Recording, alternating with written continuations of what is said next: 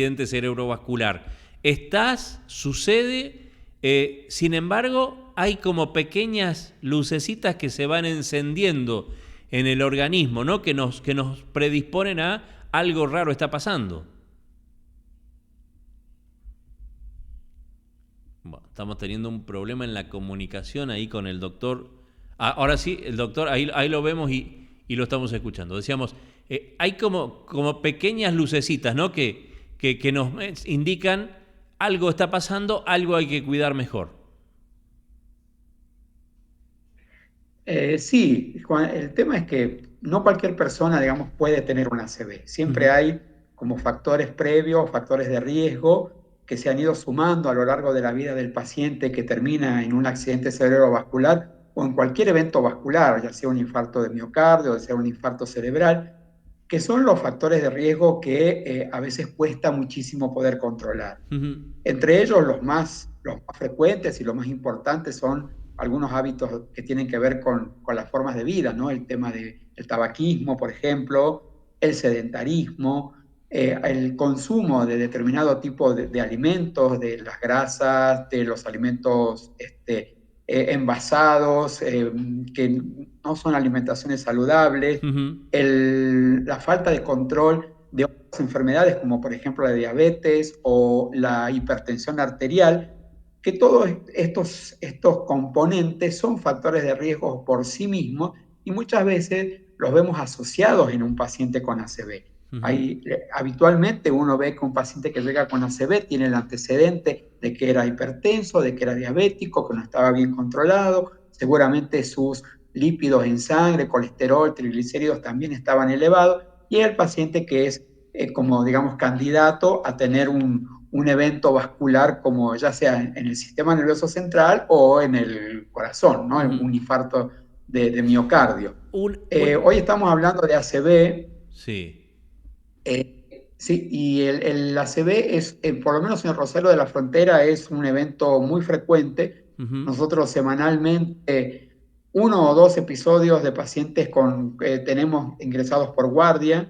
A veces hay un subregistro porque las estadísticas a veces muestran menos de lo que realmente sucede porque el paciente no llega a consultar o llega con un ACV ya evolucionado. Ujú. Entonces hay un montón de cosas por las que en realidad nosotros nos hace pensar que la incidencia, digamos, o la presencia de enfermedades como el ACV son mayores de las que uno puede contabilizar en las estadísticas hospitalarias. Ujú. Nosotros Eh, hace muy poco tiempo, sí, sí. perdón, Juan, me ibas a preguntar Sí, algo. sí, no, lo que decía, digo, en algún momento pensábamos, bueno, el ACV está como limitado, digamos, o es más propensa a la persona mayor. Y sin embargo vemos casos de chicos jóvenes que han tenido ACV. Es como que eso se ha ido rompiendo, ese paradigma de que no, esta es una enfermedad de viejos y hoy atraviesa prácticamente todos. En general, es una patología que si nosotros pensamos que tiene que haber como la influencia de estos factores de riesgo que yo te mencionaba recién, Sí. estos factores de riesgo necesitan de un periodo de tiempo bastante prolongado para poder producir estos efectos Ujú. de vasculares que terminan en una ACV. Creo que es importante diferenciar que hay grosera 70% de los casos, que es el ACV isquémico, que es Ajá. del que prácticamente estamos hablando, que es resultado de la obstrucción del flujo de sangre en una arteria. Si una arteria determinada, una manguera, imaginemos no, por Sí. algún motivo se tapa, deja de fluir la sangre por esa arteria y todo el territorio al que iba dirigida esa sangre y que ahora no puede llegar porque está obstruido, muere. ¿Sí? Todo ese territorio cerebral, todas esas neuronas van a morir. Y Ujú. es lo que se va a traducir clínicamente como un accidente cerebrovascular. Y por otro lado, tenemos un grupo más pequeño en cuanto a número, no a gravedad, sino en cuanto a cantidad de casos, que es el ACV hemorrágico, que surge de una rotura de la arteria, no de una obstrucción, sino de una rotura de la arteria por una malformación, un aneurisma, Ujú. una crisis hipertensiva, digamos, muy grave, etcétera, donde la sangre en realidad sale de su torrente, de su Claro. caudal habitual y a la larga produce el mismo efecto, ¿sí? Que gran parte del tejido cerebral no reciba adecuadamente su nutrición a través de la sangre y se manifiesta con la necrosis y muerte de esas neuronas. Ujú. Son los menos casos. Ahí donde tenemos por ahí, cuando uno ve accidentes cerebrales en personas jóvenes, muchas veces es de este tipo, ¿sí? Porque se Ajá. rompió un aneurisma, porque hubo algo que provocó ese sangrado.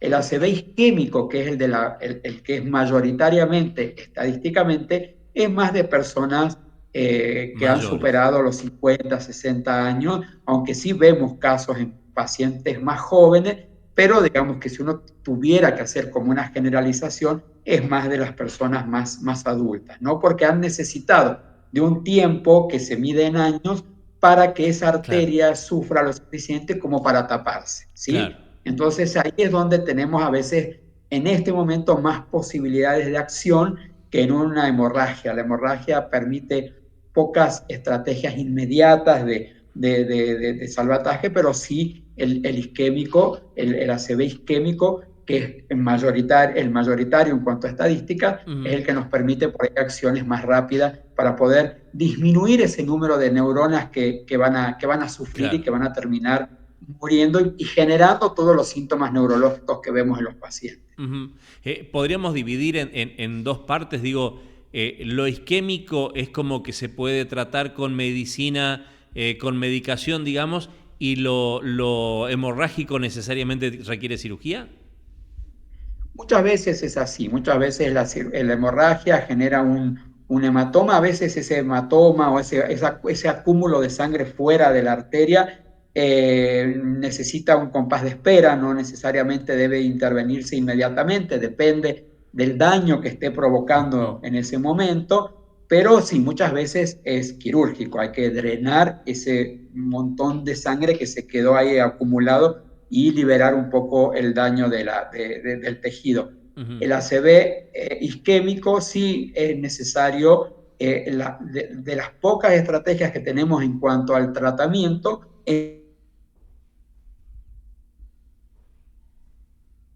ya sea con medicamentos o a través de métodos mecánicos, ¿sí? No solamente Ujú. la medicación puede destrabar ese stop que se formó en la arteria, sino que a veces se necesita la llegada hasta ese lugar. Esto lo hace un neurocirujano, Ujú.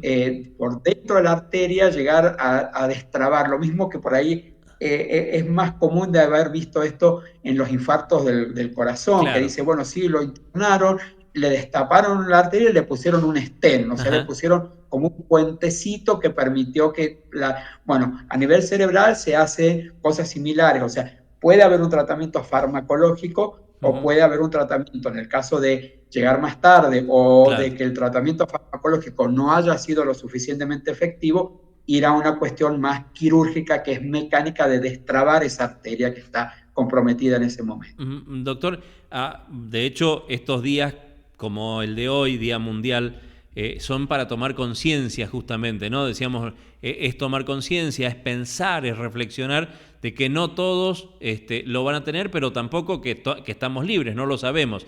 ¿La mejor manera de prevenir es un control periódico con el médico?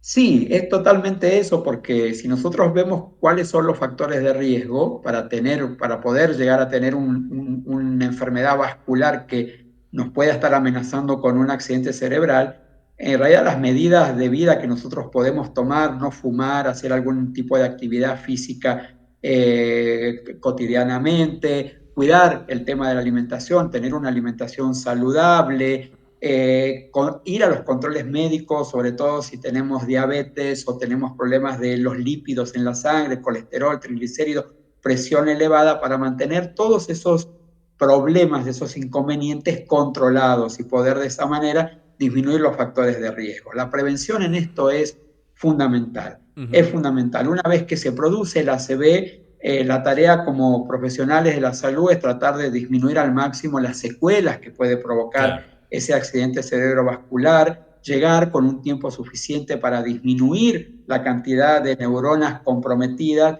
y que las secuelas sean las menores posibles.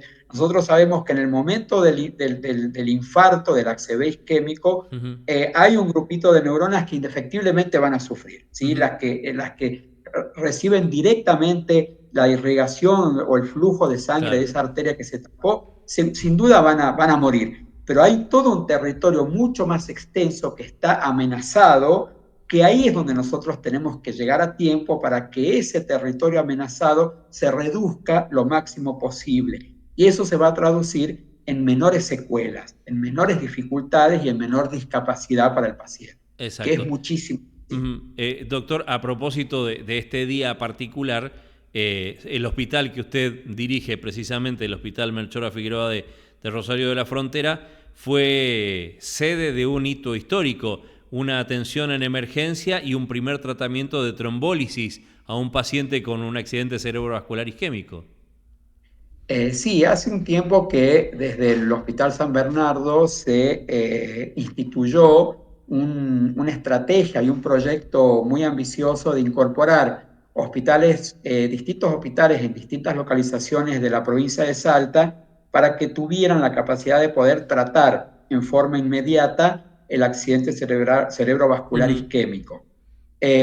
Hay como un eslogan muy importante en esto que dice que el tiempo es neuronas, porque claro. justamente cuanto antes nosotros podamos destapar esa arteria, Ujú, cuanto más precozmente lo podamos hacer, más neuronas vamos a claro. salvar de la muerte y de las secuelas y de la vida del paciente, ¿sí? Entonces, a veces ese tiempo es muy limitado. Tenemos un periodo que nosotros llamamos periodo de ventana, donde Ujú, el paciente debe ser diagnosticado y debe ser tratado, y es un periodo de no más de 3 horas, es muy corto el tiempo. Entonces, si nosotros pensamos que un paciente hasta que llega al hospital se lo diagnostica, se le hace una imagen, una tomografía sí, que nos permite decir que el paciente tiene un accidente cerebrovascular isquémico, conseguimos la ambulancia, lo trasladamos hasta Salta, etcétera, claro. etcétera, seguramente pasó ese periodo de ventana y ya es un paciente que no pudo acceder a algo que depende mucho del tiempo.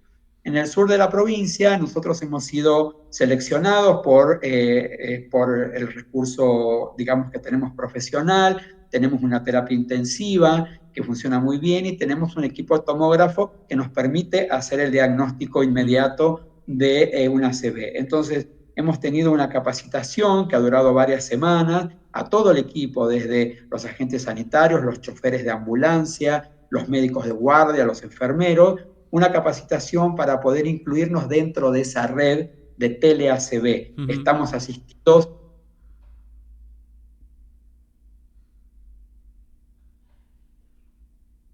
de ACV. ujú, El primer caso lo tuvimos justamente terminando con la capacitación, estábamos en la última instancia de capacitación con los profesionales de Salta y teníamos que hacer un simulacro en el hospital de cómo, porque acá es muy importante cronometrar los tiempos que se claro. demora entre que tenemos la noticia de que hay un Ujú, paciente, un vecino que tiene un accidente cerebrovascular y el momento en que le inyectamos la medicación que se llama trombolítico, que es lo que va a destapar. Y volvimos al hospital después de la cuestión teórica y había en la guardia externa del hospital una paciente con un accidente cerebrovascular. O sea que lo que íbamos a hacer un simulacro en realidad fue. se transformó en una emergencia real. Ujú, Pudimos hacer la imagen, pudimos diagnosticar el ACV isquémico y en un tiempo de menos de 1 hora la paciente estaba tratada, había recibido su medicación y se redujeron en los pocos minutos un montón las secuelas claro. que ella podía haber tenido. A los pocos días se fue de alta con un tratamiento muy, muy exitoso. Qué Y, bueno. semanas después Ujú, tuvimos otro caso de un paciente masculino también con muy poco tiempo de evolución de sus síntomas que también nos permitió muy rápidamente hacer el segundo tratamiento exitoso en nuestro hospital. Estoy ujú, hablando de un periodo de menos, por ahí de un mes de diferencia entre uno y otro, que esto denota por ahí la frecuencia que nosotros claro. tenemos de esta patología en un área operativa como Rosario de la Frontera, que Ujú, tiene, digamos, si sumamos la segunda sección de Rosario, que es Potrero, sí. El Tal, etcétera, una población de 40.000 habitantes. Ujú, Entonces, en menos de un mes tuvimos 2 casos que pudimos tratar exitosamente Así que bueno, es muy importante que este hito para el hospital y esta posibilidad y esta confianza que ha tenido el ministro Mangione de pensar que el Hospital Melchora Figueroa podía dar respuesta a este tipo de complejidad tan elevada. Y bueno, nosotros estamos muy, muy contentos y muy conformes de poder haber aprovechado todo esto y estar volcándolo en la comunidad. Qué bueno, qué bueno sobre todo la respuesta para la gente, ¿no? Como usted decía, Rosario de la Frontera es como un centro, si tomamos la Candelaria, el Jardín, el Tala, la segunda sección de Rosario de la Frontera, es un centro de referencia, inclusive hasta para el norte tucumano también, ¿no? La gente de Trancas o de la zona ahí de influencia. Totalmente. Y a propósito de esto que usted decía, ¿no? El tiempo como decía usted, decía el tiempo neuronas, ¿no? Digo, qué importante también para los familiares de la persona que lo sufre o para quienes estén cerca, de saber qué dispara el accionar, ¿no? Yo he vivido una situación particular. Hemos visto a una persona de golpe verle torcerse la boca, inmediatamente llamamos a la ambulancia, llamamos a la emergencia. Digo, tener en cuenta estas cosas que pueden mover y no distraernos en otro sentido. Tal cual, esto de que el tiempo son neuronas es algo que uno debería tenerlo muy presente porque nosotros tenemos a veces esa situación de que los pacientes llegan ya con muchas horas de evolución de sus síntomas y quedan un poco fuera de la posibilidad de haber recibido el tratamiento.